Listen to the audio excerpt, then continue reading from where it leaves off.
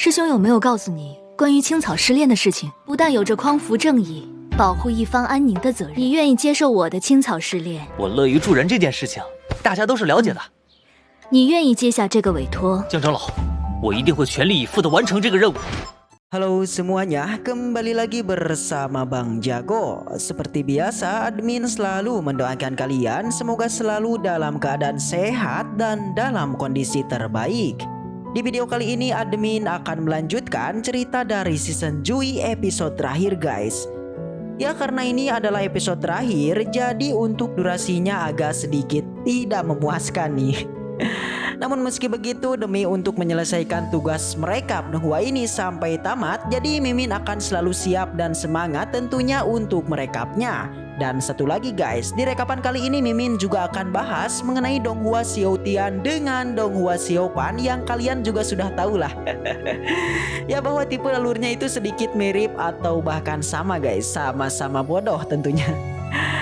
Dan jika penasaran dengan kelanjutan alur ceritanya dan tak berlama-lama, langsung saja kita masuk yuk ke isi ceritanya.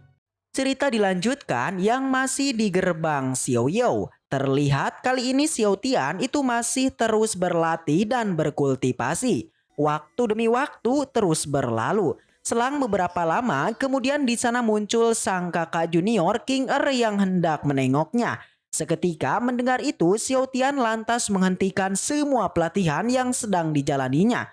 Dirinya juga langsung menanyakan mengenai alasan King yang datang menemui dirinya. Ternyata King saat ini tidak bertemu dengan Xiaotian itu selama 3 hari lamanya guys. Jelas waktu ini membuat dirinya sangat kesepian karena dalam waktu ini King tak bertemu dengan adik junior bodoh ini. Namun meski begitu, nampaknya hanya Xiaotian lah yang membuat King selalu merasa senang. Dengan itu dikala King yang tengah merasa bosan, lantas ia selalu bertemu dengan adik junior bodoh ini. Mendengar itu Xiaotian pun merasa sangat canggung karena perkataan yang dikatakan senior King itu seperti perkataan orang tua yang bahkan lebih menganehkan. Mendengar itu King pun seketika menjadi merasa kesal. Karena Xiaotian ternyata tidak menyukai mengenai sikap King yang seperti orang tua itu. Setelah itu King pun kemudian menanyakan mengenai suatu hal yang itu Xiaotian tak boleh membohonginya. Di sana sebelum dirinya bertanya, King juga sedikit mengancamnya. Yang dimana jika Xiaotian berbohong, maka itulah King pastilah akan menyiksa Xiaotian. Dan lagi-lagi rasa marah dan rasa kesal dari King itu selalu dibalikan oleh Xiaotian menjadi perasaan senang. Yakni di sana Xiaotian seketika memuji dan mengatakan bahwa King itu selalu berada di pikirannya.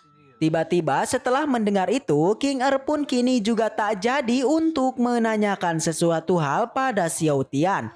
Yang malah kali ini menjelaskan mengenai fakta bahwa sebenarnya kedatangan dirinya ke tempat ini tentu ada bahaya yang mengintainya. Yakni jika diketahui King yang mendatangi Xiaotian, maka secara langsung dirinya dipastikan akan mendapat sebuah hukuman yang itu adalah menyalin buku sutra Xiaoyou. Jelas jika hal itu terjadi, King mengira bahwa dirinya itu pasti akan merasa mati karena tidak bertemu dengan adik junior bodohnya itu. Tak hanya itu, King di sana juga menceritakan mengenai kesibukannya yang selalu mendapatkan sebuah pengajaran kakeknya yang itu dirinya selalu disuruh untuk melakukan penyalinan mengenai buku dari gerbang Xiaoyou. Tentu hal itulah yang membuat dirinya itu selalu bosan, yang dengan itu dirinya mencoba untuk mencari kesenangan lain dengan selalu menggoda adik bodohnya itu. Setelah itu King tiba-tiba menanyakan mengenai perasaan Xiaotian dikala dirinya menemui Xiaotian hari ini. Ya jelas dengan perasaan canggung Xiaotian menjawab, ya dirinya sangatlah senang karena hari ini King yang datang menemui dirinya. Setelah itu King di sana kemudian mengajak Xiaotian untuk pergi liburan naik ke puncak gunung bersama dirinya. Mendengar itu Xiaotian pun merasa senang dan tentu dirinya langsung menyetujuinya. Dan tiba-tiba di sela perbincangan mereka, tak diduga di sana muncul sosok guru dari King yang hal itu membuat dirinya menjadi panik dan bersembunyi. Dan memang benar, ternyata tujuan tetua Jiang mendatangi Xiaotian itu tiada lain dirinya mencari sosok King yang memang telah kabur dari pelatihannya. Xiao Tian dengan gemetar, dirinya lantas mulai berbohong bahwa sebenarnya ia jelas tak menemukan sosok King Er di kediamannya.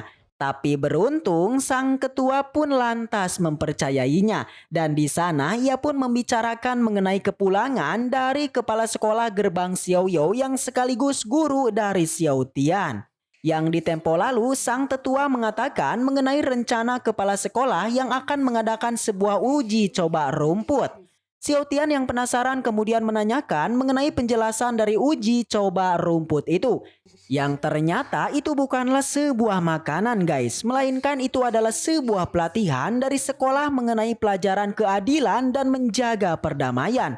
Yang tentu hal itu untuk satu tujuan, yang adalah menjalani dan meneruskan jalan kebenaran. Intinya pelatihan uji coba rumput itu diperuntukkan bagi setiap murid yang baru dipromosikan untuk menjalani misi keadilan yang telah disiapkan.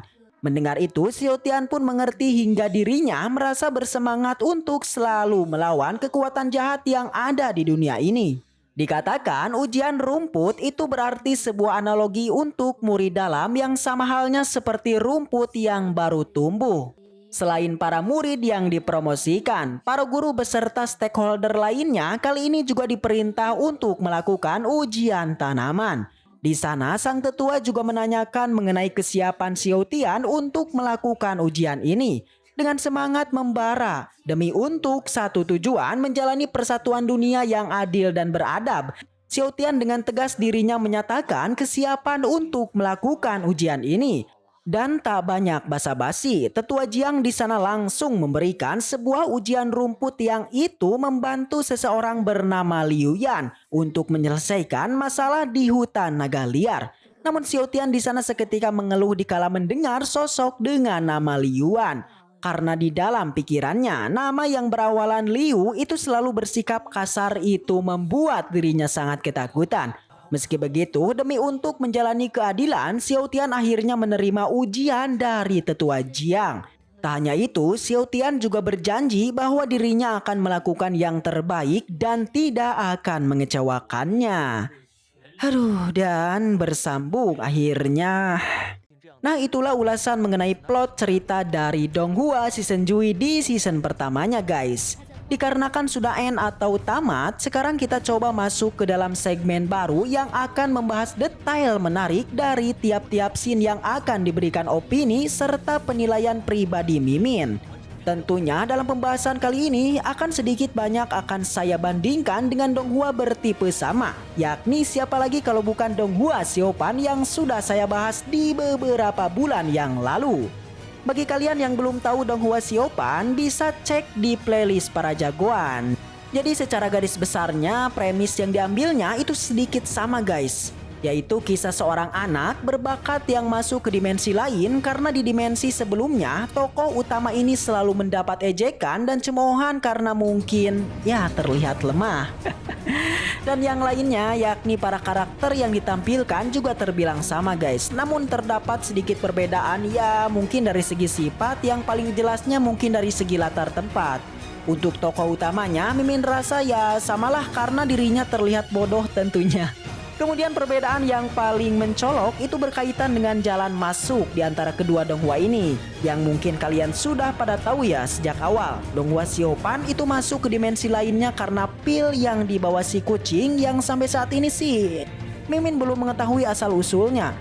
Sedangkan Xiao Tian dirinya masuk karena si kakek yang capek mengurusi karena setiap hari Xiao Tian selalu diburu oleh para bandit.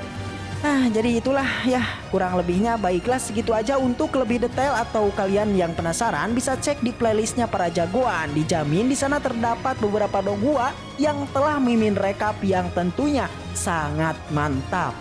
Sekian alur cerita dari season Jui dan segitu aja cerita kali ini. Mudah-mudahan kalian semua terhibur dengan alur cerita yang Mimin sampaikan.